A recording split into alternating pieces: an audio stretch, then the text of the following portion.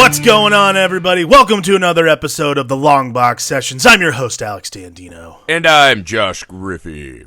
As always, catch us on all your socials. And, of course, whatever podcast platform you're listening to us on right now, stop it right now. And in case you have not, rate, review, and subscribe. It's going to be exciting, guys, because we got a good one cooking. Especially on Apple Podcasts, guys. If you leave us a quick 5-star and a 1 or 2 sentence review, that helps us out a ton.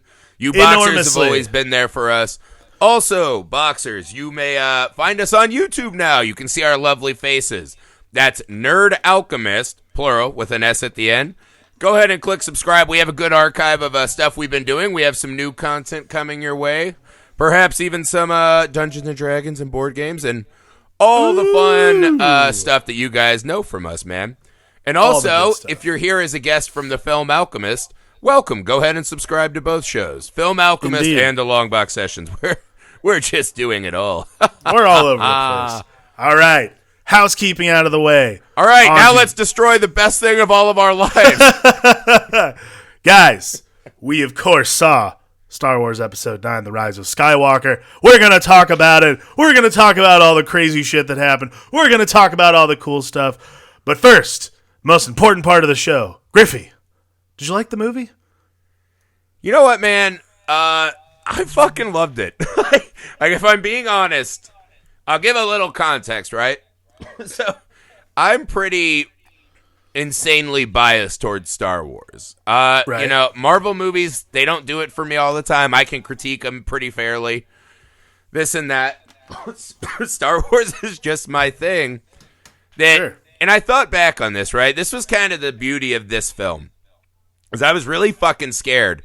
Because 2 days before we went to see it, I got on Twitter just to check the Film Alchemist messages. Big mistake, and of course it was like, JJ's canceled. Burn it down. Our childhood's ruined. We told you Last Jedi was the best. I was like, what the fuck is happening? I'm out of here. So I was scared. But what happened is, right, my friend had tickets to go see it in this gigantic, lovely IMAX theater. I went with a large group of friends. We're all sitting there having drinks and food beforehand. He brought his kid. The next morning, I took my kids to see it. And I found this one is kind of like the closing of the saga, this and that. It was like, it's a very reflective moment, right? Absolutely. And I just kind of sat and I just prayed in that moment. I was like, man, as long as it's not, just don't be bad, right? Like, just give me enough. And yeah. I'm pretty easy with Star Wars to please. But I remember leaving The Last Jedi and being pretty bummed out. Like, oh, man, I don't think I liked it. Of course, I saw it 6 times in the theater, and it's really grown on me since. It was a different kind of Star Wars, and it took me a moment to kind of readjust what I got out of that film. Right. This one kind of was the opposite to me, and I'm not saying that is a good or better. It just, I think what JJ's so good at, right, and we'll get into the nitty-gritty, but what this movie did was it let me sit and contemplate why this movie has meant more to me than anything else. I laughed. I cried. My buddy was actually laughing at me. The girl next to me kept checking on me. She was like, are you okay? Because I was crying a lot. And my buddy's like, yeah, you were like sitting on like the literal edge of your seat for the last hour. And I was like, I don't know how to explain it, man. It means that much to me. So I'm biased, right? But think about this. You remember the first time you saw Star Wars, Alex? Yes, I do. I can tell you exactly, right? So we were not well off as little kids, right? My mom went through hell to like try to give us a good life. We lived in a trailer park, and my Nana's trailer was next to me, and she'd watch us. And I just remember one day I was having like a bad day as a kid, right? A little kid. Things weren't great. I was in kindergarten. And my Nana used to record all the movies off of TV she could, right? On like blank VHSs. And if it cut, she'd like just put a new tape in. You'd miss like 5 minutes or whatever. And she had these notebooks, these cigarette yellowed notebooks, because all she did was chain smoke. She was a stay-at-home hotline psychic. And she would just chain smoke and record movies and tell fortunes all day. Right. And so I still remember her opening her notebook, finding she had like this Dewey Decimal System handwritten, where it's like, here's Star Wars. And she found it and gave me a fucking VHS of Star Wars. And I don't even know when that was on TV, how she had it. But she had somehow had a VHS of Star Wars that she recorded herself. Gave it to me, and it was just one of those moments where you're like, my life existed after that VHS tape was handed to me.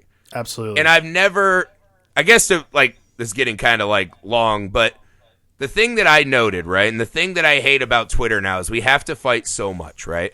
Because now everyone's like, we're relitigating The Last Jedi, right? If you like this movie, it means you have to hate Last Jedi, and Last Jedi people are reveling in the fact that this one is getting shit on. I don't like any of that stuff. I think it's nonsensical. They're very different movies. The other thing I hate, and this is the only thing I call all the way out of bounds, don't you fucking dare say this is worse than the prequels. No.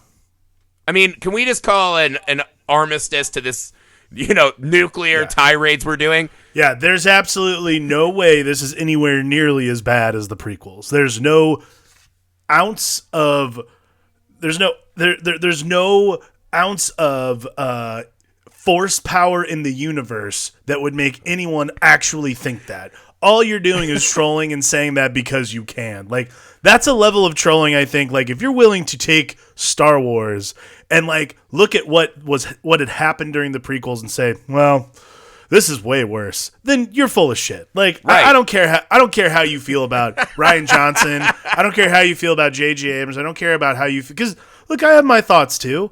But, like, nothing was nearly as bad as we did this earlier. We did this almost a year ago now. Last summer, yeah, we relitigated the prequels for all you guys. Like, if you take a listen if you want to listen. Like, we talked about this. Like, there's nothing as bad as those movies. Like, those movies. This is the thing to hone in on, right?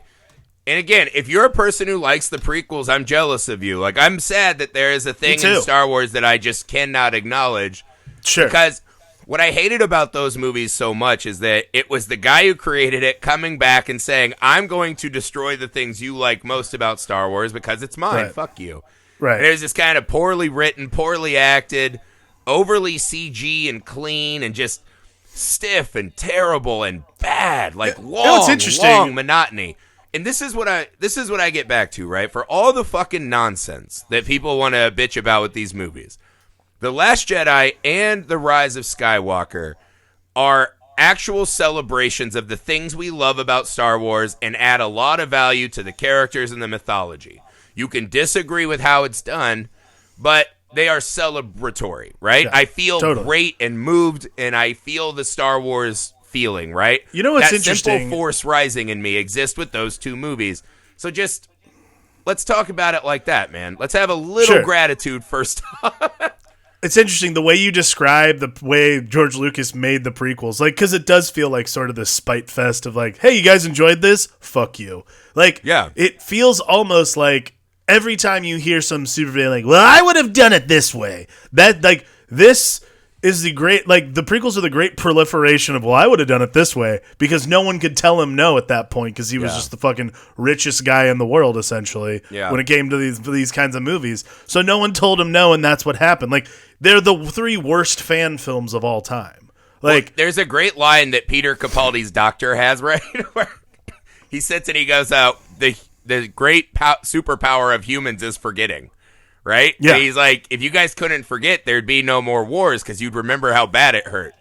And that's how I feel with the prequels. I was like, you guys don't remember being 18, walking out of the theater after Attack of the Clones and saying, oh, shit. Because this is the thing. I used to get bullied bad. Like, if you were a Star Wars kid, that was like a mark. Yeah. And people were, like, going to come at you about it. And I left the theater after Attack of the Clones being like, oh, shit, the bullies were right. This is bad and stupid, and I should alter my days. This is not that, right? And this is, let's start here. Because something I noticed, a lot of criticisms is they're saying that J.J. Abrams made a movie to undo everything The Last Jedi did. I think that's fucking horseshit. I think the symbiosis between these movies and the synergy is actually really good. There's only one umbrage I take with what J.J. did to kind of nullify The Last Jedi, and it's Rose, right? Yes. That fucking pissed me off. That actually really bothered me a lot. I'm like, we introduced an entire character who went on a whole journey. She's part of this whole thing, and she literally gets relegated to, I don't know, accounts receivable. Yeah, and this is the hard part, too. I guess I'm bringing some of it from outside of the actual narrative, right?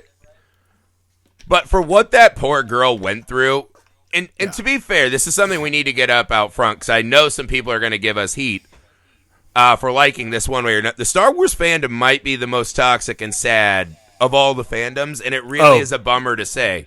By far. what that poor girl went through just because she was in a Star Wars movie, the fact that JJ took the coward's route and relegated her out of the movie really fucking pissed me off. Like, you got to take a stand. If you don't like some of the other things that Rian Johnson did, sure, fine, right? You cannot let them win and say, see, we told you, JJ agrees with us, she was not worthy of being in the movie.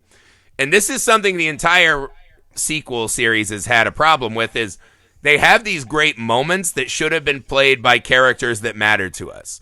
This movie's was... they just introduced this character who is a mere clone of Finn, another escaped stormtrooper. Why was that not Rose? Why was she not the one riding into battle with Finn?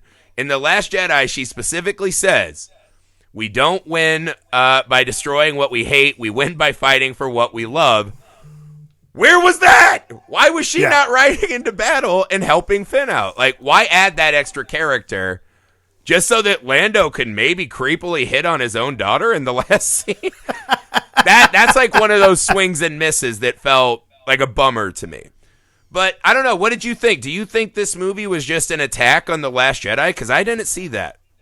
No, I don't think. I mean, look, there's like, I wouldn't call it an attack. Like, there's some apologist stuff going on. Like, there's been like 2 or 3 occasions. I will say this. But like, JJ, what did you see that you thought that about? They're like the Luke coming back. Like, they really hammered home that Luke is a very hopeful Force ghost. I'm like, okay, that's fine. Like, you know, he passed on. He completed his journey. That made sense to me. That was fine. There were some apologist moments, like the Haldo maneuver bit. It was literally a sentence of like, why don't we just do the Haldo maneuver? Like, oh no, it's a once in a lifetime move. You're like, okay, like I don't really know if we need to really discuss that. Well, let's take 1 minute. If there's one thing from The Last Jedi you have to erase, it's the Holdo maneuver, right? The Holdo maneuver absolutely and unequivocally ruins Star Wars as we've seen it. Because in a universe this big with so many things flying around and constantly going in and out of hyperspace, and this movie introduced hyperspace jumping or skipping, right? Yeah, so even more reckless. Every single time they came out of it, I'm like, well, there's a Holdo maneuver. They should have exploded 8 times, right? So to live in this universe and think no one's ever figured out to just have droids pilot the ships into bigger ships is a more cost-efficient way to fight is nonsense. And also, the 1 in a million shot logic does not work, because if there was ever a time to do Holdo maneuvers, it's when there are literally thousands upon thousands of Star Destroyers just stacked in a fucking row. One Holdo maneuver would take out 55 ships. They're just sitting there like fish in a barrel. So the Holdo maneuver thing, that's just bad. That's a bad decision that was made that they had to clear up, right? Because this is the best time for Holdo maneuvers, this moment. But I want to circle back to the Force Ghost of Luke, because this is something I read a lot, and they're like that line, right, where he catches the lightsaber, and he says a Jedi should respect his weapon. Yeah. I saw a lot of fans wielding this line as a club against The Last Jedi, and I think that's kind of asinine, if I'm being honest. When I think that the Force Ghost of Luke, right, I don't see him as the newly written happy Luke.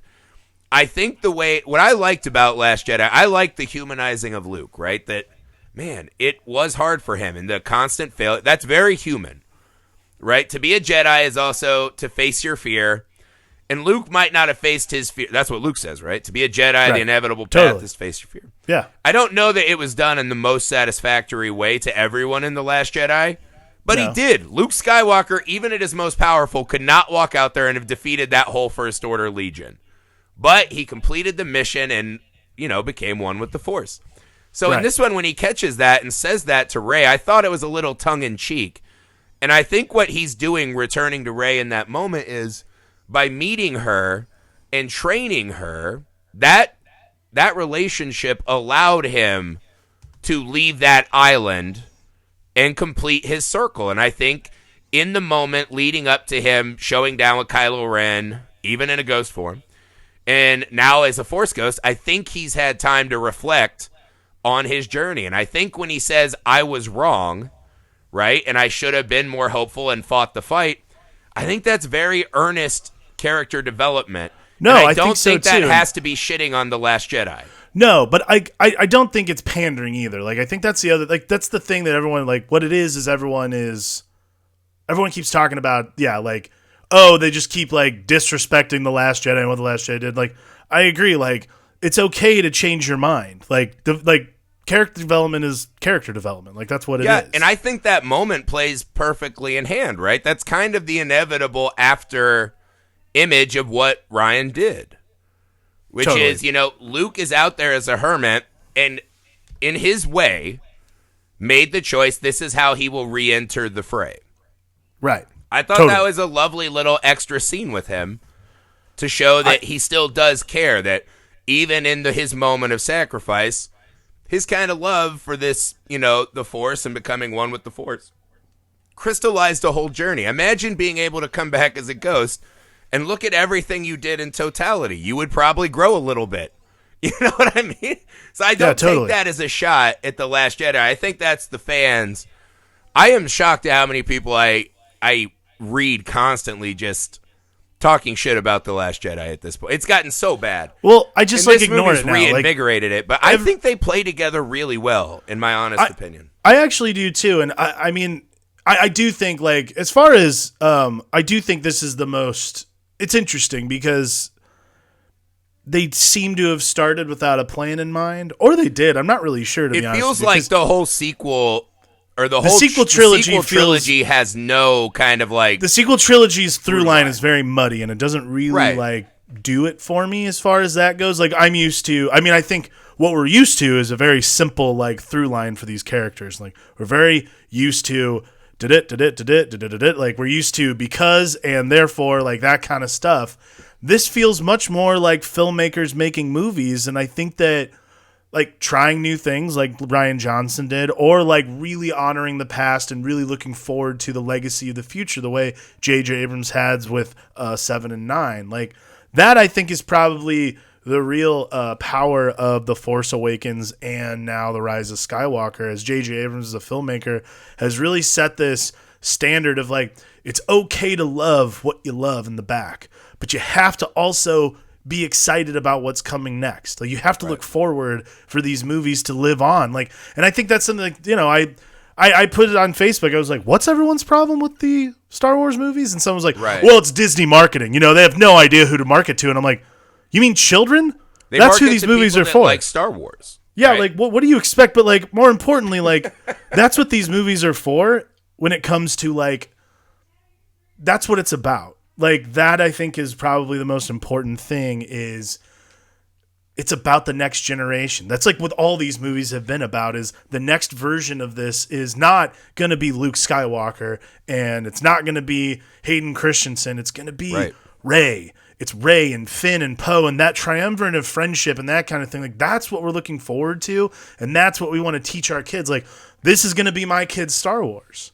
So, like, when I think about that in the context of, like, how I raise my son, I'm going to be like, what a great thing for me to show my kid, which is, like, these are people who come together and they fight against people who are trying to tell them that they can't be free, or they can't be the best version of themselves. Like, that's a great thing to teach my kid going forward, especially with something like Star Wars. I'm just going to teach my kids, be like, okay, kids, Palpatine was right, but he made these tactical errors. Well, oh yeah. Also, by the way, my favorite, like, I was waiting for. I'm like, well, they didn't do the thing I asked them to in The Last Jedi, which is like the first scene, be like, all right, guys, no more planet-based weapons. This is not working. But they did it in Rise of Skywalker. They're like, boy, that debacle of a Starkiller base was like, hell yeah, there we go. I felt bad because I did have one audible, like, snarky laugh out loud moment. Yeah. When they're like, oh, now every one of these 5,000 ships has a mini Death Star cannon. I was like, I know. You absolutely cannot help yourself. You guys are addicted to the fucking pipe of Death Star weapons. It was so...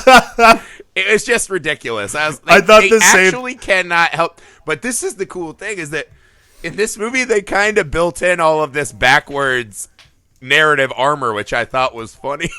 Yeah. Because let's get to this, right? So they open up with a reintroduction of Palpatine, right? So we find out like top of the movie too, right? Which I thought was pretty beautifully rad. Shot. The way they actually shot him, it had like a Pumpkinhead vibe to me, which I thought like when you first see his kind of milky-eyed half corpse. Yeah, it's good. And my biggest fear going into this movie, honestly, and if I had one thing that I would change overall about this series, is I think it is so hampered by the addition of all of the old cast. I would love if this movie had just been more about new characters, right? Like the whole series. Sure. So Palpatine coming back, going into the theater, it was kind of my pre-warning to myself is there's no possible way Palpatine coming back will work for you, Josh Griffey, the viewer, right? But hopefully it just doesn't dismantle the viewing. And to me, it doesn't, right? No, I don't think it does either. And I thought the way they did it, I like that they didn't go too into how the fuck did he survive that wreckage, survive those gigantic-ass waves, make it to this place, have this cool base, build 8,000,000 ships, right, that would cost a lot of money and have all these workers. Like, how has no one ever found this homie hideout that he has? But they just kind of, like, lay it out like, hey, this is Star Wars. There's a bad guy in black, and he has weapons. So, I think what I liked was, and it bothers me that Palpatine's back, period. Right. But I think they did it in the best way possible for that decision. Well, I think what I liked about that is, like, the best part about it was simply that, like, it was like, well, you know, dark side. Like, that's like, as soon as that whole thing started, because I was watching the movie and I had the exact same thought. I was like, how did anyone get away with this? I don't understand what's happening. But, like, I was like, you know, Sith. I don't know. But like, this is the crazy thing, that was it. Right? The 2 points on Palpatine that stuck with me. One is that by reintroducing him, as much as I don't like it, right, it does give backwards story armor to some of the lesser moments of this series, right? So one of the things that always bothered a lot of people is why even have Snoke and why waste him? Well, we see that the Emperor literally just has Snoke's in a jar, right? So he's just a puppet face to start this new thing, right? Yeah. So I was like, all right, that kind of makes sense. We all knew the Emperor used to clone himself if you were into some of the extended universe stuff. All right, this makes sense. I'm kind of, okay, that's good. Someone else brought up to me in the lobby, because one of the things I had always thought is like, man, if he just came back as like more of a Force ghost, right? Like a red Force ghost, and we could do that, that'd be better. And I was reminded by a friend of mine, and this is the thing, I think we all forget how vast Star Wars mythology is. There's a lot in it that we don't think about. That the Sith can't become Force ghosts because they don't live in nature with the Force, right? They're not one with the Force. They don't become part of it. They bend it and manipulate it to serve their own. They mutate it, right? It's an abomination. So him coming back, Palpatine truly exists as the Sith version of a Force ghost in this movie, right? He's just kind of a meat puppet. And so there's a way to think of him. It kind of has a Harry Potter vibe almost, right? Like a little Horcruxy.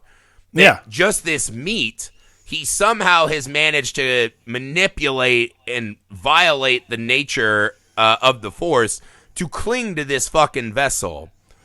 And, you know, I thought that was a pretty good way to do it. A satisfactory way, at least, right? If I had my druthers, we wouldn't bring Palpatine back. Right. But I mean, they did it pretty well. And the imagery of him with all the cultist or the ghost of the Sith past, whatever the fuck those were. That was rad, man. It was like the imagery of Palpatine was truly satisfying throughout the movie to me.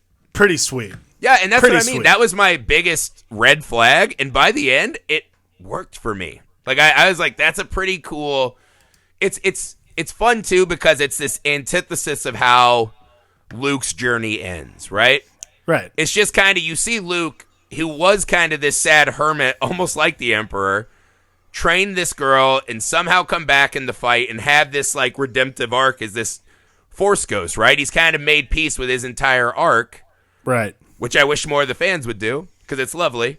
And here's Palpatine just desperately clinging on to relevance and the plans of the path. I thought it actually, you know, maybe unintentionally added a lot of extra subtext for me, which was really fun. I mean, I really liked, again, like, I really like that I totally, like, and those are the kinds of things in movies that that just stop me in my tracks a lot of the time. Like, I'm like, nope. But I was just so enamored with the whole, and yeah, I was like, Palpatine's back. Like, we all knew Palpatine was back in some fashion, I guess.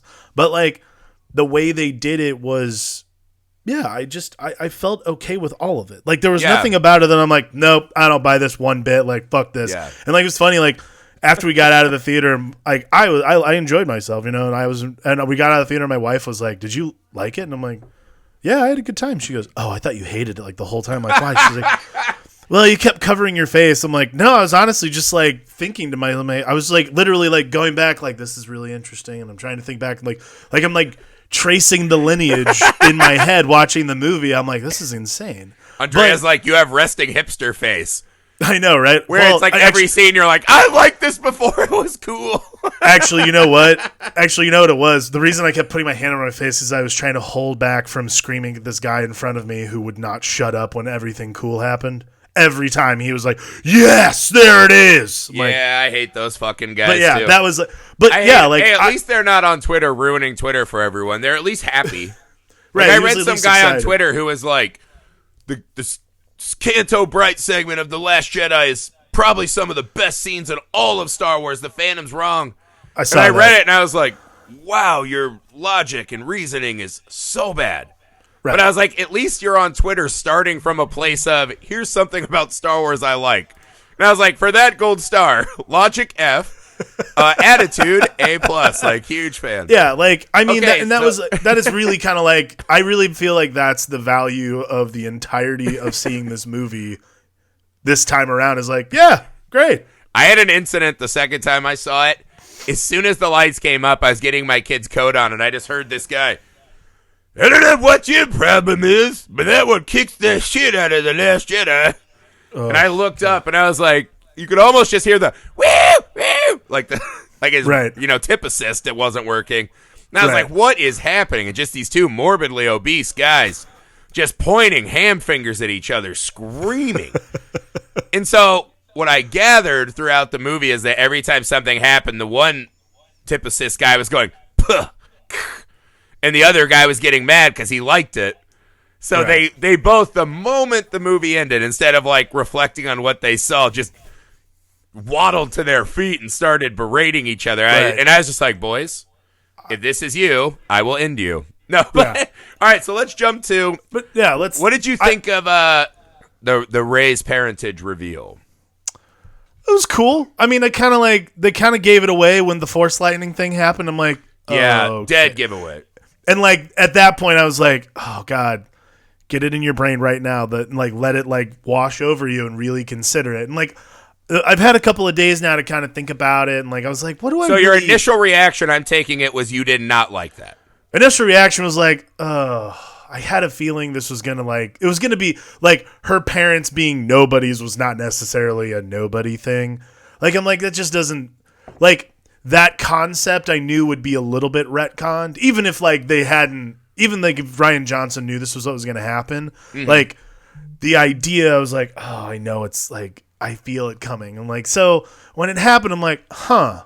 And then I started thinking a little bit about it, and like I was really going through it. And then honestly, like leading up to her exiling herself on Acto, I was like, man, I am not sure how I feel about like this, because like from like a outsider perspective, like I really don't want like the female lead character in this movie to end up being the bad guy and gets fucking killed by Kylo Ren. I'm like, can we not entertain the jackasses? You didn't want to redo Game of Thrones? Can we not entertain the jackasses from Game of Thrones who are like, oh, great, the fucking woman dies and the guy fucking saves her? Great, that's fucking awesome. Like, I don't want to get into that conversation again. Like, none of that, please. But then once Luke's Force Ghost came out and like they really had that conversation, like that bit too, I was very choked up. Because that was just one of those great moments in Star Wars. Right. Like, everything I love about this movie happens in these small bites. Like, I think the smaller, more human moments in this movie are the things that really got me charged up about Star Wars. And that was like where I started finding like, God, man, I love Star Wars so fucking much. Well, this is the thing, right? This movie's going to get baked a little bit, right? Because they're going to accuse JJ of just kind of redoing famous moments. Sure. But for the finale of a 9-episode arc, those are the moments that got me. Like, here, a prime example is what you're saying. seeing Luke lift his X-Wing. Oh my God. It took me right back to Dagobah, and he's Absolutely. like, it's too big, and Yoda's just like, that's why you fail, bitch. Like even that, the hand, like when he just raised that, I'm getting choked up talking about it because I was like, oh my fucking God. Like, honestly, he man, did like, all this stuff since we saw it. Even the way his hand was positioned, I'm like, oh, it's like Yoda's hand. Like, there's things that were happening in, like, the music. Like, by the way, if this is the last time we hear John Williams make music for movies, I think he said this is it for him. Wow. Like, what a fucking score to go out on, man. Oh, yeah, I always forget to address that because you're just like, it's so baked in. The scores for Star Wars, I mean, they're the best. They're the best by it's far. Indescribable the value that's added and the amount that it's just baked into my DNA. But like, it's amazing. Here's some other good moments like that, and this is what I love that JJ did. Right, like I liked when Finn actually said, he did the Han Solo line where he was like, "It's real, all of it's real." Right. The guy who was kind of like, "You believe this shit?" and wanted to leave in Force Awakens, right, is now like he's bought in. Right. I thought that was there's just like a lot of those little kind of callback moments to things we've seen that I felt like this is the criticism I also don't accept, right? Because I heard a lot of people talking about this movie narratively for hyperspeed skipping and how stupid it is in general. And I just don't accept. First off, it's not as fast paced as people think. And I thought there were a lot of moments, and this is when it matters to me, right? I want the still moment for a character to sit in the weight of the moment. And I think Daisy Ridley does this as well as any actress I've seen. This is where Daisy Ridley... Just the close-ups of the camera slowly moving in on Daisy Ridley's face. Oh, no, yeah. This is why Daisy Ridley is Rey. Like, yeah. Her moment alone, like, her ability to just, like, evoke emotion, just staring into the camera, like, those still moments are so wonderful. I fucking adore her, man. And this is... Oh, my God. She's amazing. This is the thing, man. Her Rey... I fucking have adored Rey. And one of the things I really liked in this movie is that we got to spend more time with her and Poe and Finn together with Chewbacca. Like, it felt like we had the gang together again, and that was really fun. Like, just when they first get there, right? And we see Rey, like, levitating the rocks. Amazing. She starts doing her training montage, whatever, like, I'll earn the lightsaber. When they get back, and her and Poe start that argument about what he did to the Falcon and what she did to BB-8, I was like, that's one of those classically well-written moments. That's just because it's a small little scene that tells us there is this long list of things that have happened prior.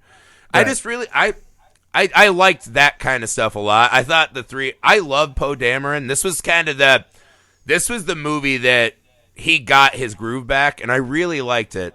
Because I do feel like in The Last Jedi, he had to learn a lesson, but I think they kind of did it a little like, let's take him to the fucking whooping shed. Yeah. Right? Like, it's a little heavy-handed. A lot. They did it a lot. Yeah, our greatest pilot and, like, this kind of, like, really into the cause, great hero and leader. Let's say he's a piece of shit because we can't celebrate taking out this enormous ship, which every Star Wars ever has told us when a ship goes down, we are happy about that.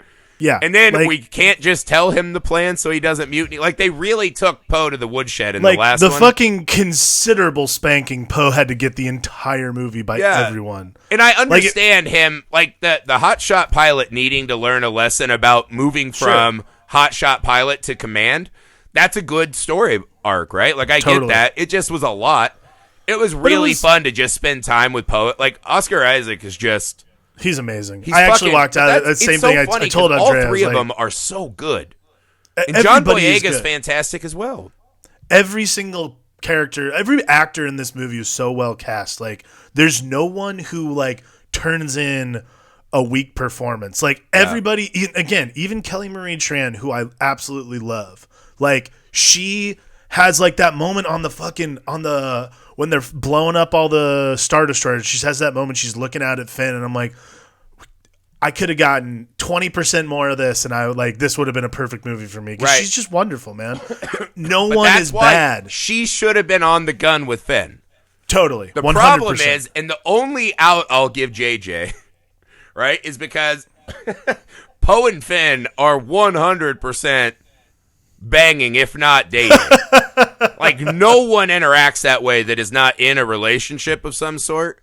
So maybe it was Finn pulling away because, like, oh, she got feelings for me. Right. But me and Poe definitely rub Sarlacc pits. Like, it's a little, we got to pump the brakes. But then to just have him running around with another lady, I was like, okay, so that theory's out the fucking window. Right. At least she didn't catch feelings, I guess. But I was like, that was a big bummer. But those two, because that's what I kept reading, is like their representation of, the LGBTQ community. And they had the kiss at the end, which I'm like, yeah, that's cool. You could have done more. But I was like, they did actually just show us two dudes. And this is another Star Wars thing, is they're like, well, we need to see gay relationships. Seriously, like, Poe's dingus could look like an Ewok, and Finn has a Sarlacc pit with like 8 tentacles. They're aliens. We don't know what these things are down there. We never see genitals. So put that aside. Poe and Finn definitely together. Oh, that was another thing. I found this out today because me and my friends had that conversation. Why did Finn never tell Rey what his one thing was before they sunk into the pit? I don't know. You remember when he's like, I have one thing to say, and they keep referencing it, and he never says it? Apparently, what he was going to tell her is that he himself is Force sensitive. Interesting. And that's what all that shit at the end was when they're like, how do you know it's the command ship? He goes, because I have a feeling. So that seems to be like one of those things that was just lost in the edit somewhere. Because all my friends are like, oh, he wanted to tell Rey he loved her. I was like, no, he loves Poe. Like, come on, get with it. For real, those two are dating. But that was an interesting tidbit. What did you make of the criticism of the plot moving too fast and skipping around? And do you accept that? I mean, yeah, I thought it was a pretty fast-moving flick. Like, I mean, at the top of the movie, yes, like it moves very fast, but it also is literally catching you up with every character in the movie. It has to. like. This movie is an hour, like 2 hours and 20, like I think it's 2 hours and 20 minutes long. Like they have to tell you what's happening. What's like they got to catch you up a little bit. And like I feel like everyone's thinking that because of the hyperspeed skipping thing, which by the way I thought was awesome. Like I'm like, really, that's just one of those cool Star Wars things. Finally, we get to see this like cool, like you're getting to see hyperdrive used in like a really fun and like cool way because we're all actually it reminded me when we were when Force Awakens came out and Han Solo like hyper drives through one of those like space worms they're keeping. Yeah. Like I was like, oh, finally that's explained. Like, why wouldn't they fucking do that in the first place? Like, I was thinking to myself, like, why wouldn't they do that to the space worm when it's Empire Strikes Back? Like all kinds of stuff. And honestly, like, I absolutely loved that whole scene. Yeah. But like, yeah, I get it. Like, it has to move a little bit fast, but like in the very beginning, it should. Like, we don't need all this fucking preamble, like reminding you who characters are. You already know. So if they're going to move fast to get you to the meat of the story, that's fine. Like 20 minutes in, we were going to Pisana. I'm like, cool, great. I'm glad this has moved forward fast enough because I was not going to fucking wait around for some bullshit to happen. Well, like, it's I don't understand. This is the thing I've been trying to unravel, and our conversation is helping a little. But I feel like people are just throwing blows. Like every decision made is getting attacked for both sides. Yeah, totally. Right? And I don't know how you... Because this thing, do you want it to be slow and plotting? Because we didn't like that about Last Jedi, right? We're like, why is nothing happening? Yeah, and I'll be the first to admit, I don't think a slow speed pursuit is a great place to start a film. Like, that's fine. Not really. And then this one, because this is my theory, right? You can go as fast as you want, jumping from action beat to action beat, fine. As long as I get the emotional beat wherever I land. Right. And I feel like this movie's loaded with those, man. I liked... C-3PO has that pause, right, where it's, I'm just looking at my friend. And Poe's outside talking to, his former friend, right, the Spice Runner. They have a beat, right? So there's constantly beats, right? Like we get back and Rey's left us. What do? They find out Leia's gone. And Chewbacca stops and just crumbles, right? Oh, my God. That made me weep. Crushed me, like man. A motherfucker, right? Oh, my God. But that's what I mean. So it jumped around. But Andrea and I were like holding each other, crying in the theater with that. Like it's but that's what I mean. So the movie gives you all this cool action and moves fast, so we get as much as we can in 2.5 hours. But they don't cheat you on Chewbacca wailing. It took me right back to Empire. One of my top 5 favorite moments in Star Wars is when Chewie's like got his arms up against the Falcon, and that door closes and just because he doesn't know if he'll ever see Han again. Right. Right? I mean, that mattered to me. I like that moment where he like breaks down. I was like, and again, like this movie kept hitting me in moments where I'm like, I'm thinking back to like seeing all these movies and you're sitting there and you're like, I mean, Chewbacca's seen so much. Like he's 250 years old. He's been around since the fucking Clone Wars. Yeah. He's seen so many people go and he's like the last man standing, you know? He's the last of the old guard. Like, he lost his best friend in The Force Awakens, and now his best friend's wife dies. So, like, he's seen so much, and it just hit me it hits you in the guts, man. Yeah. How can you not? How can you not feel that way? It's so funny, too, that Chewbacca's kind of always been this amazing emotional barometer throughout the entire series, right? Like, he has these great emotional moments. And I was always like, if you're feeling that emotion from Chewbacca, that just means the story's being told well, right? Because he doesn't have the line to get you, right? Like, there are sucker lines as a dad, I know, where I'm like, God damn it, you just said that because you want me to cry because I'm a dad. Now I have a kid, and my dad let me. Like, I get it. Oh, dude. Like, Chewbacca just fucking delivered. I will say this. A big criticism I have is I don't know why they capture Chewbacca, take him up to the ship, and this could have been the most powerful scene in the trilogy to me. I was desperate to see Kylo Ren confront Chewbacca. Right? Because one of the moments we kind of brush over is Chewbacca watches Han Solo be murdered by Ben, right? Or Kylo Ren. Chewbacca would have been with them his entire upbringing. Like, imagine how much Chewbacca would have loved Ben and vice versa, right? Who would not love to have a Chewbacca in their life, right?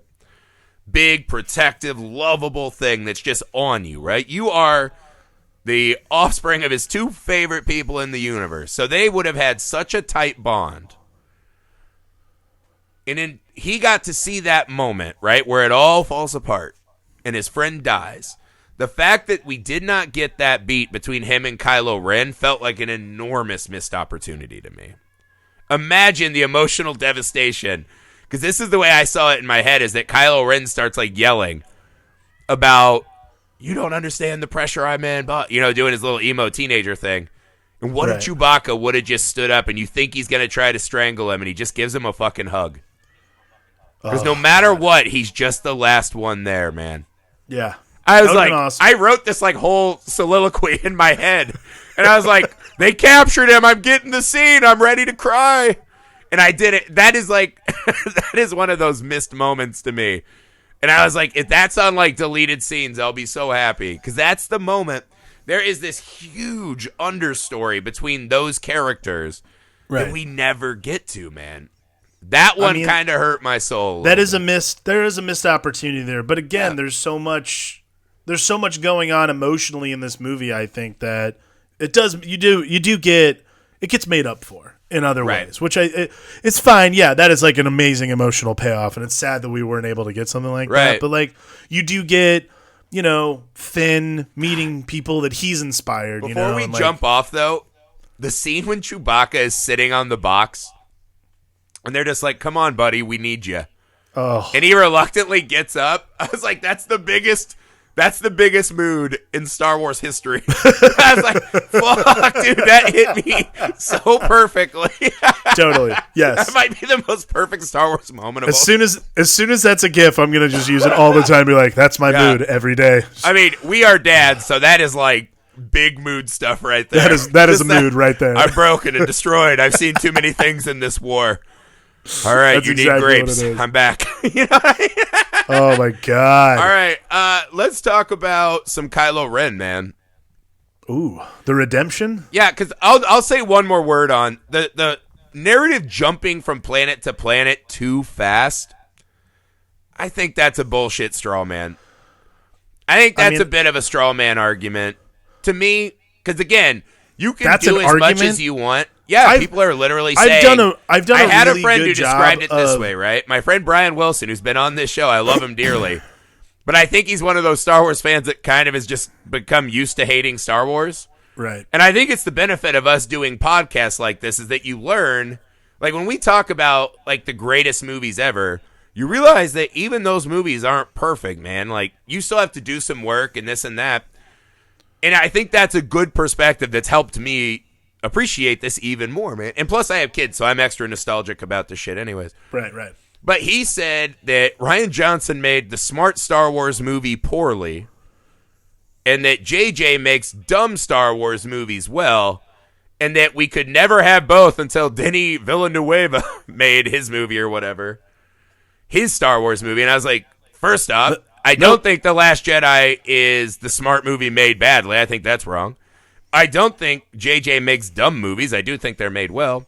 And thirdly, I don't think the guy who made Blade Runner 2049 is guaranteed going to deliver the Star Wars that this toxic fandom won't argue about. Brian, question for you. Have you seen Blade Runner 2049 out of curiosity? I actually was going to call him because we were talking about doing like a Titanic. He wants to do all the James Cameron movies. I was like, all right. But I think now we might be able to do Blade Runner. You're going to have to do Blade Runner 2049 so we can find out what this smart, good Star Wars movie would have been. I will talk to Brian anytime. But okay, so but that's one of the critiques is that JJ's Blade is Runner stupid 2049 because it jumps around so much and it doesn't have enough narrative integrity in the movie with space wizards and lightning fingers.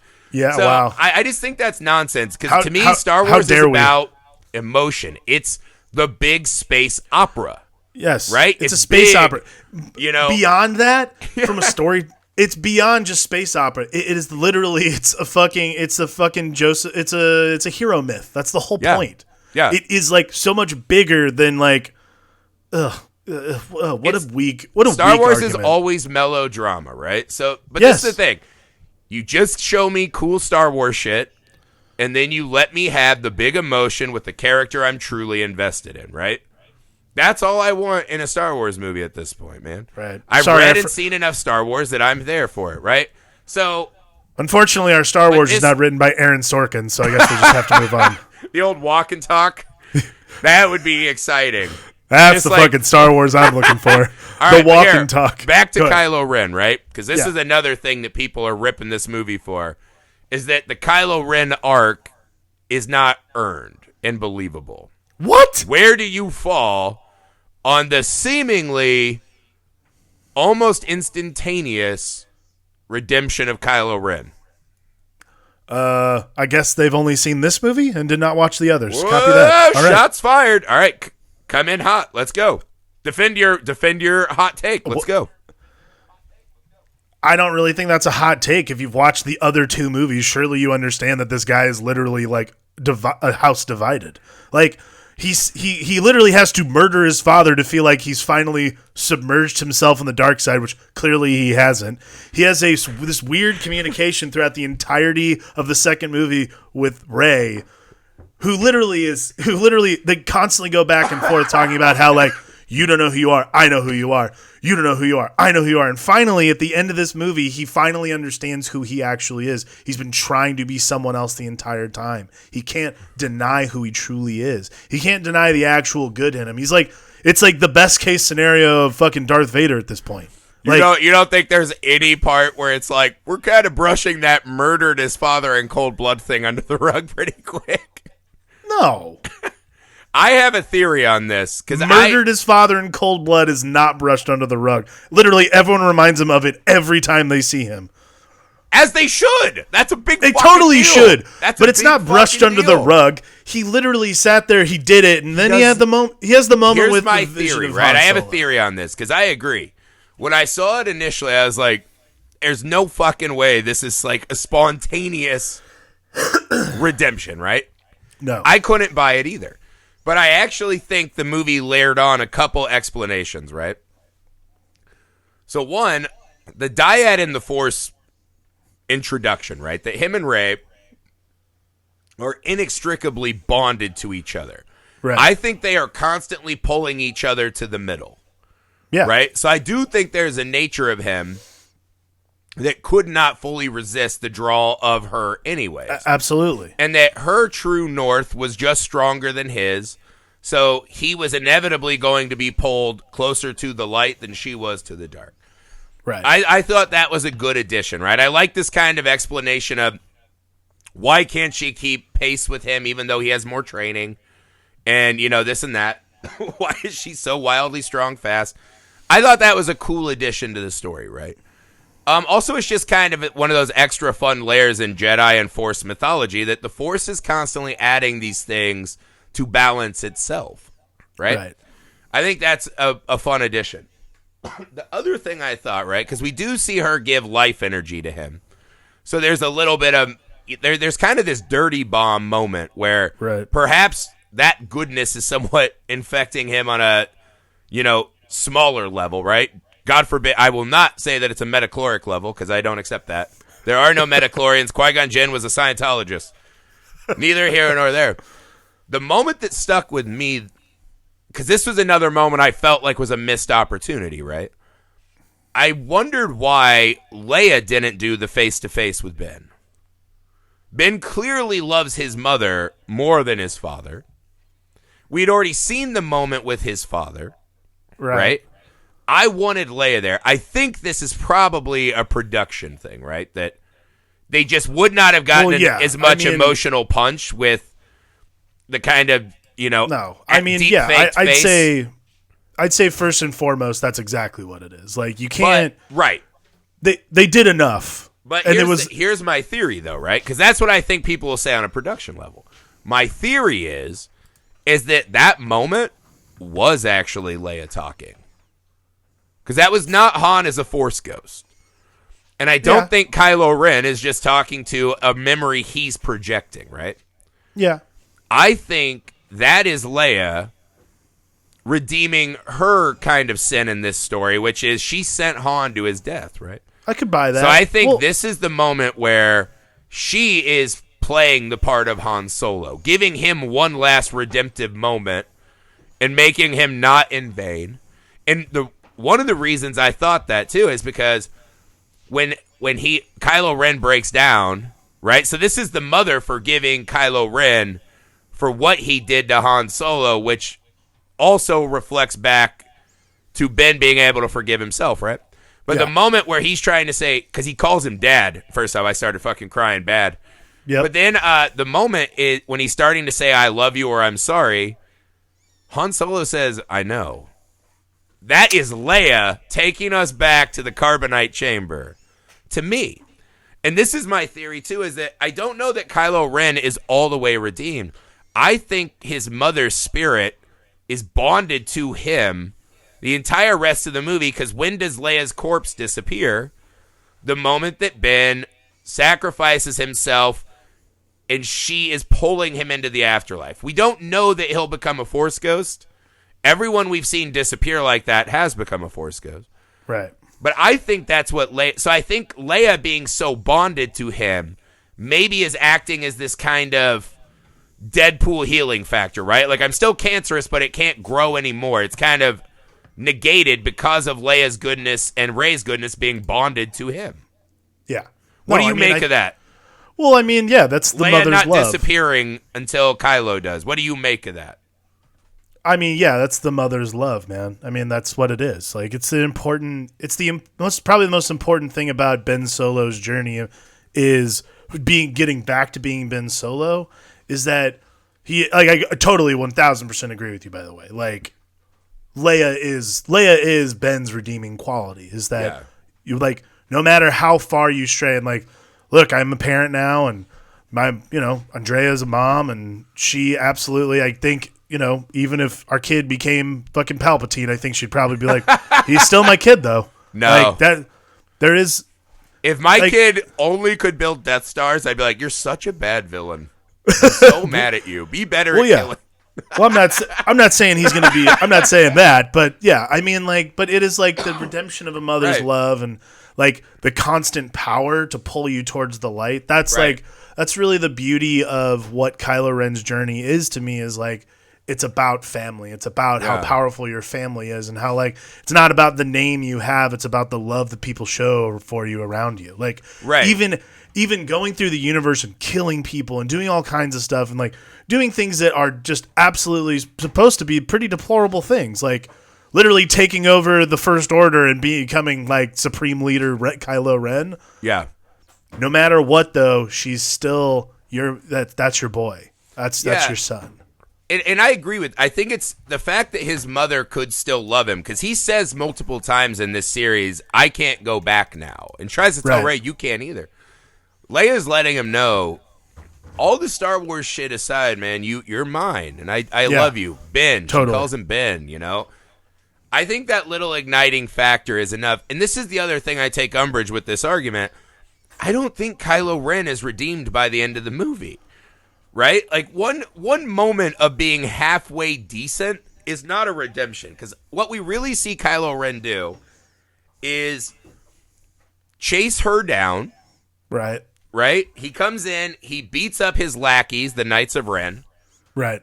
Comes and stands by her side. Wait. We'll get to the Knights of Ren. Right? Stands by her side, essentially does nothing, gets thrown down a hole, crawls back up, and just returns the favor of giving her some of his life energy. Does he know that's it for him? Maybe. But even that, just giving her a shot at coming back, that's not some kind of grand...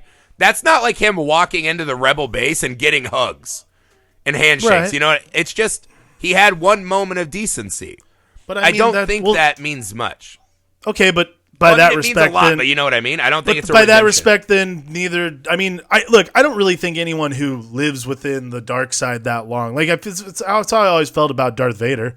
Like to me, there's no full redemption of Anakin Skywalker. Like he built the Empire. Like there's absolutely nothing about what he did, what he became. Yeah.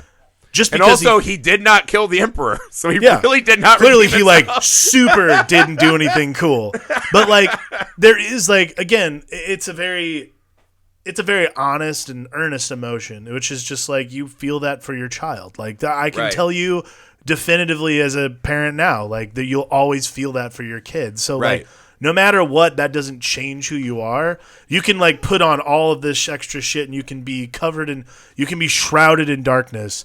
But when you see your kid being tortured, there's no way you're not going to step in and do something. Like that's what I think is like the obvious emotion. And I mean, like there's a lot to unpack within that moment. Right. But to me, like there's no full redemption for Ben, but I do think that Ben redeems the part of himself that Ben, to me, at least redeems the part of himself that put Rey in that situation. Right. And I think what it's saying, a lot of this too, right, is Ben is not redeemed per se, and we don't see him as a Force ghost happy with his mom and dad at the end, right? No. So I think what it is what it's saying with Ben is the whole series he's trying to be this thing, right?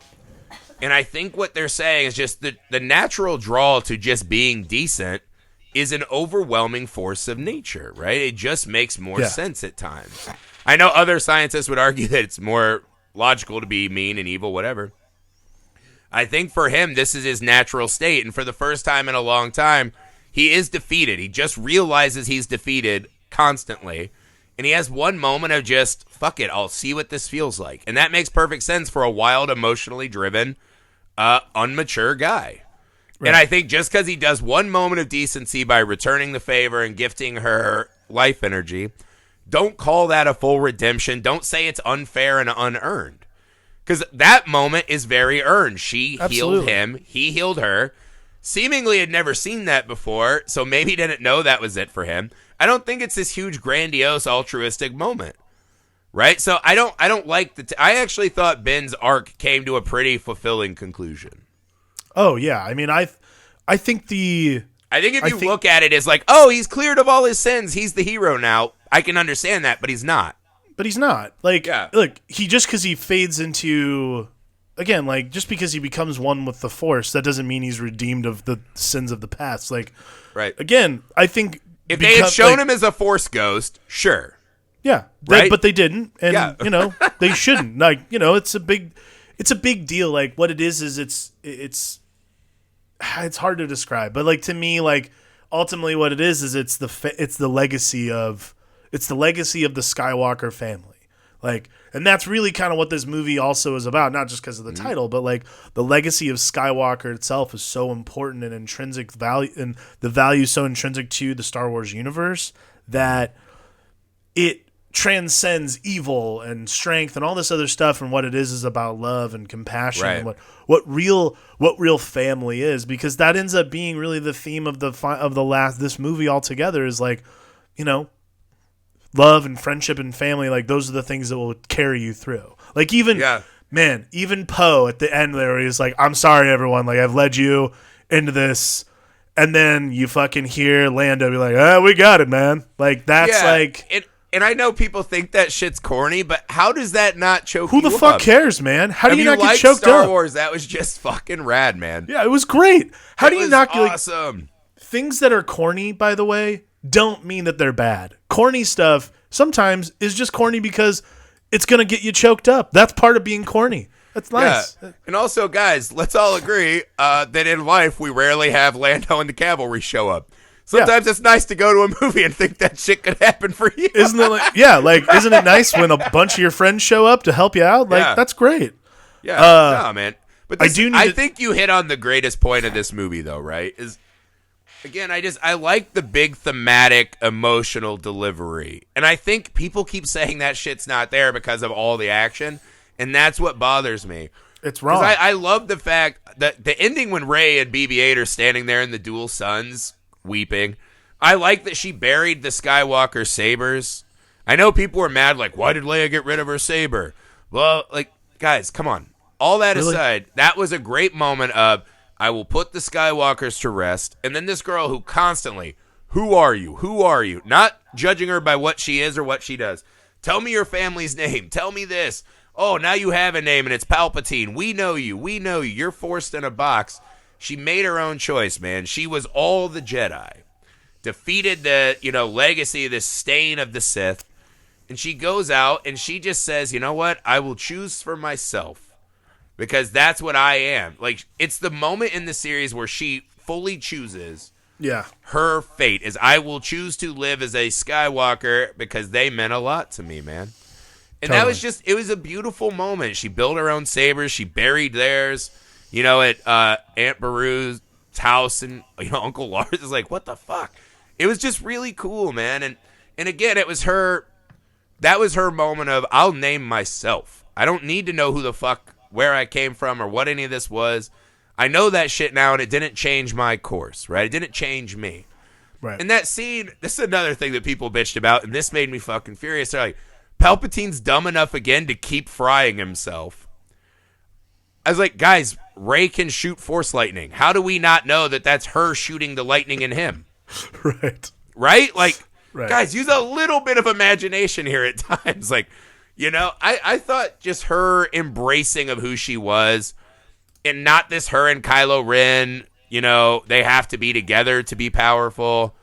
Because I know a lot of people were mad about the kiss. I mean, I think originally, like, it's interesting. I walked out and I was like, I don't understand why they kissed. And Andrea nailed it on the head, man. Like, we walked out and I was like, I'm not sure why they kissed. Like, I thought that was weird.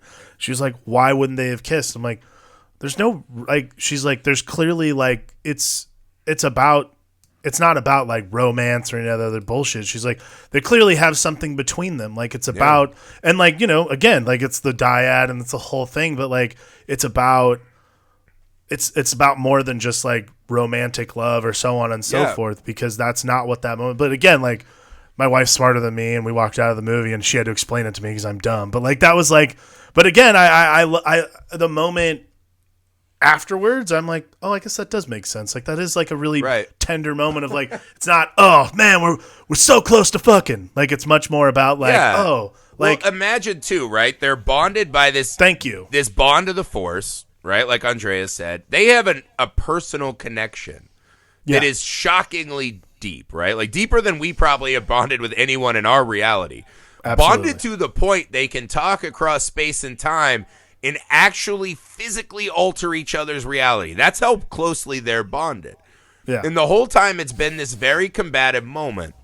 And in this instance, Kylo Ren has taken on this first step to the path of Ben Solo. She sees him.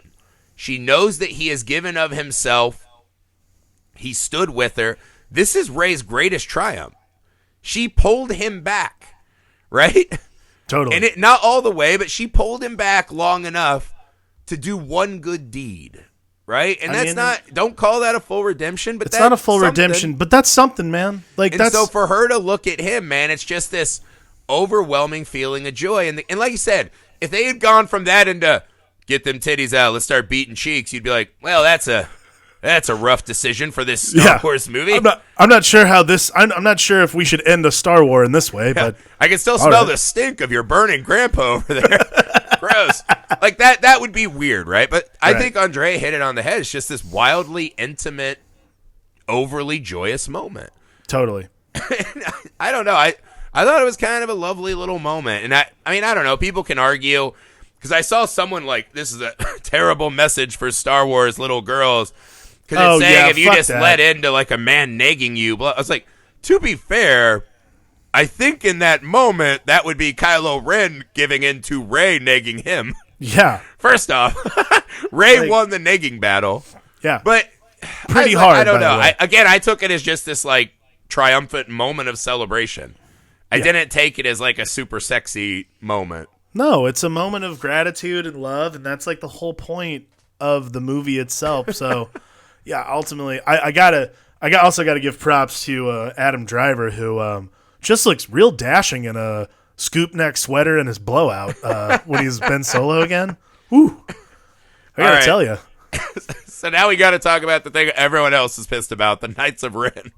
Oh, you know what? Like at this point, like we got about 20 minutes into the movie. I'm like, we're never gonna know anything about these guys, are we? All right, whatever. Like, I'm also over. They like, keep not catching them, so I was like, these are not Boba Fett's. First up, yeah. But here's the way I kind of think of it, because my buddies were really mad about this, and I was like, first off, if I understand right, they're just other kids that quit Jedi high school early to follow their friend that's really good at being a Force user, and they're just like, well, we'll try to ride his coattails.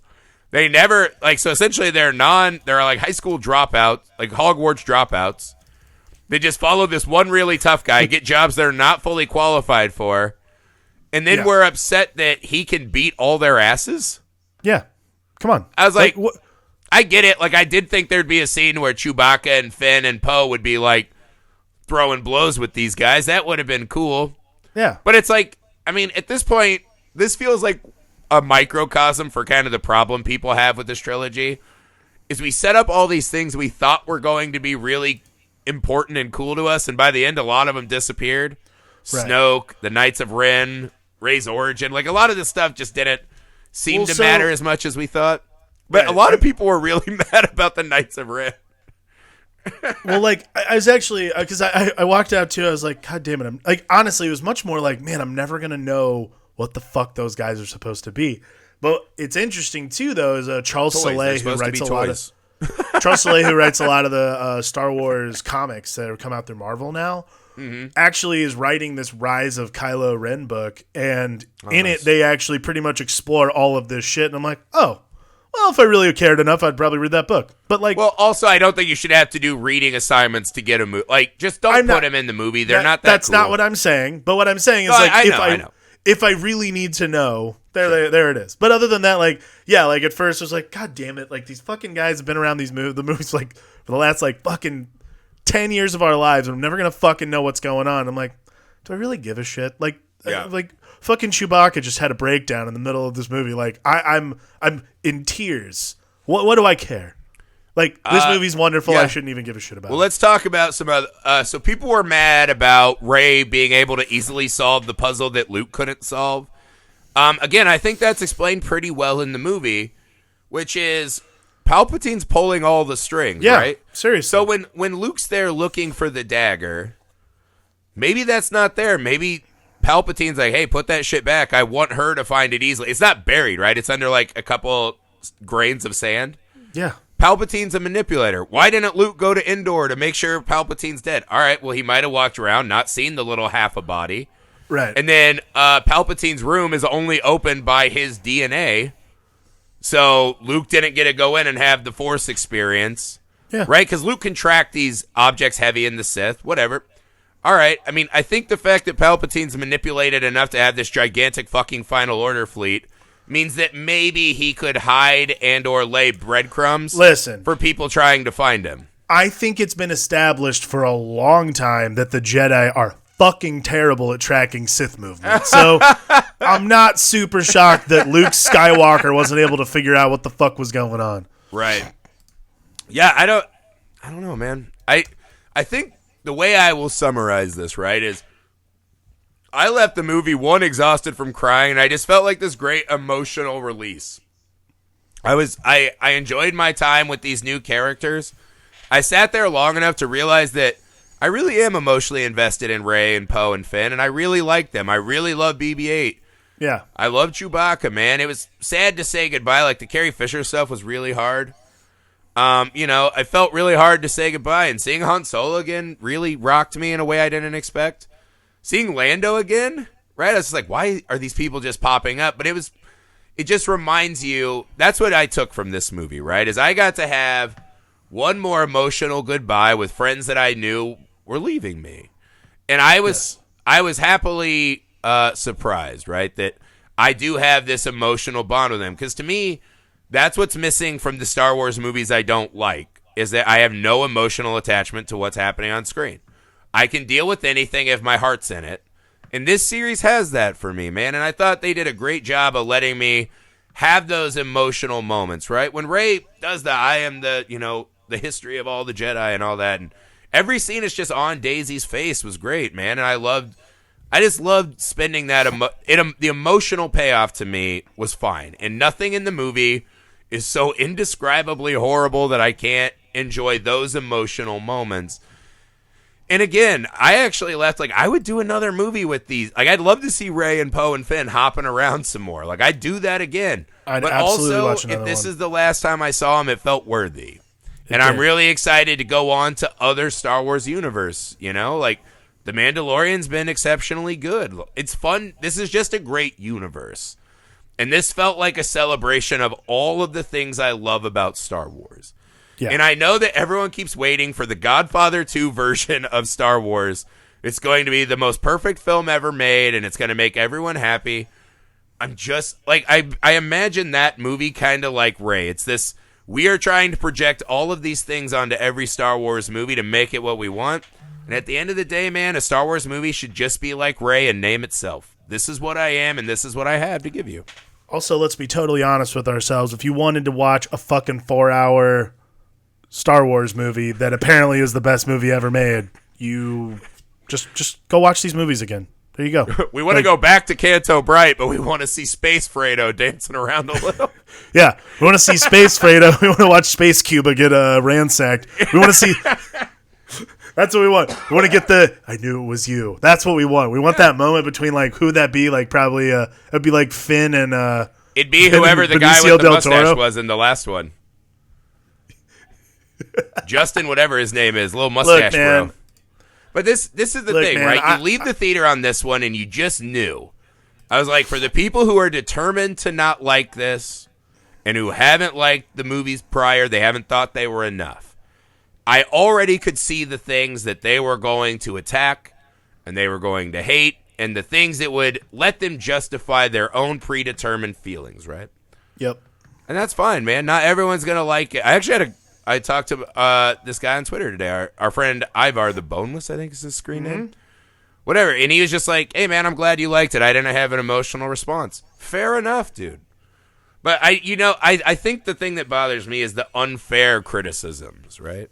Sure. And I don't know. I hope that if you guys are listening to us at this point, like, we talked through enough of it that, because again, the second viewing, I was really trying to be like, what are those things? And how do we, process them, man? And I seriously don't find, like, the great, enormous fault, right? The Sarlacc pit of logic and drama that, is supposed to absorb us and we have to hate this movie. I'm just not there.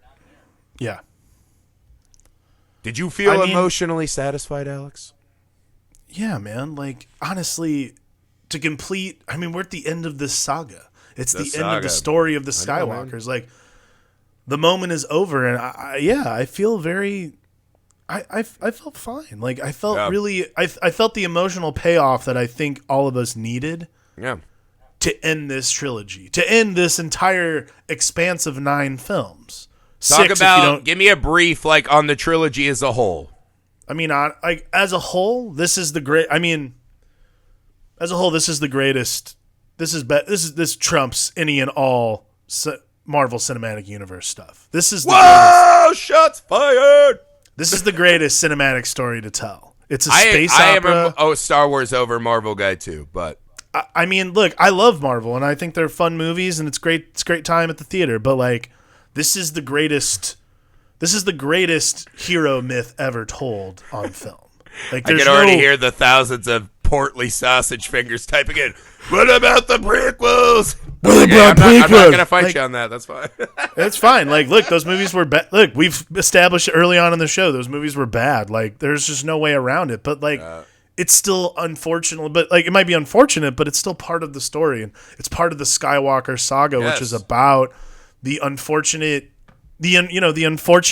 seduction of Anakin Skywalker to the dark side, and that's what brings us to Luke and Han and Leia and the wonderful trilogy we got, and then now we have this sequel trilogy, which is the legacy of the Skywalker family itself, like the echoes of eternity. Like that's what Star Wars is. I don't think you're gonna find that anywhere else. So yeah, man, I think this is the Star Wars we all asked for, and this is what we got. And none of us seriously. It's like we were Bane, right? We were born in the darkness. You merely adopted it. Exactly. The people who just hate this trilogy, I'm like, you forgot the prequels. Again, I felt like I was being actually personally attacked, and the things I loved about Star Wars personally attacked and dismantled. And it made me feel like all the people that told me Star Wars was stupid and I was, less than, were right. Like, that's the emotional response I had. And I know people will be like, that's bullshit. Fine. If you like the prequels, I'm jealous of you, man. It's great to just love things. I'm with you. This one, no matter what you think about little details, every movie had the things that let me enjoy Star Wars, right? Absolutely. Like, I mean, just imagine, even Last Jedi, that's probably the most divisive, even over this one. That moment at the end when the little kid just looks up to the stars and pulls the broom to himself with the Force, I was like, man, that movie has like 15 of those moments. Yeah. Force Awakens just totally came back and relit the torches on this fucking decrepit crypt of my love of Star Wars and just fucking put the fire back in me in the best way. It gave me back my most important thing. Totally. And then this one just let me sit and just be an emotional wreck and enjoy it. And I got to do it with my kids sitting on my lap. And, I'll forever be grateful for that. I really will. There's really not a whole lot else you can ask for. Yeah. From movies. Yeah. There's not a lot else you can ask for from movies. That's about it. Yeah, I really found it a truly, fully formed, excellent send-off to this saga, man. Agreed. And, so I hope you guys liked it as much as we did. If you didn't, we're down to talk about it in a peaceful, calm way. I already have been having people reach out to me, man, and I feel like this will be one I'll be glad to talk about for a really long time. Absolutely. All Guys, three of these strap on movies, your strap on your carpal tunnel syndrome glove, and we'll talk all about it. Don't worry about it. Strap on your Sarlacc pits and your Ewok dinguses, and let's get to raging. All right, guys, that's it for the Rise of Skywalker. That's it for Skywalker. That's it that's for the not Skywalker it for Star Saga. Wars. Whenever Star Wars rears its head, you'll find us there. As always, leave a rating and review. Oh, wait, I just switched. I just took over. That's fine. I took over. Man, yeah, we're doing Leave both. us a rating and review on Apple Podcasts. Leave us a rating and review for both our shows on Apple and whatever other platform. Tell your friends, guys. Yeah, share it with your fucking friends, man, who want to talk Star Wars. We'll talk with them. The Long Box Sessions, Film Alchemist. Subscribe to both. Leave ratings and reviews on Apple Podcasts. Find us on the Nerd Alchemist on YouTube. That's plural with an S at the end. And as always, man, just thank you guys. This is almost the end of the year. We still have some Film Alchemists coming at you. We got some crazy ones, but really, guys, seriously, from the bottom of our hearts, thank you so much for everything you've done for us. Happy holidays, whatever you may celebrate. We love you. We appreciate you. Everything about you is wonderful. May the Force be with all of you. May the Force be with all of us from the Long Box Sessions and from Film Alchemist. I'm Alex Dandino. And I'm Josh Griffey. Guys, just go see the movie again, please.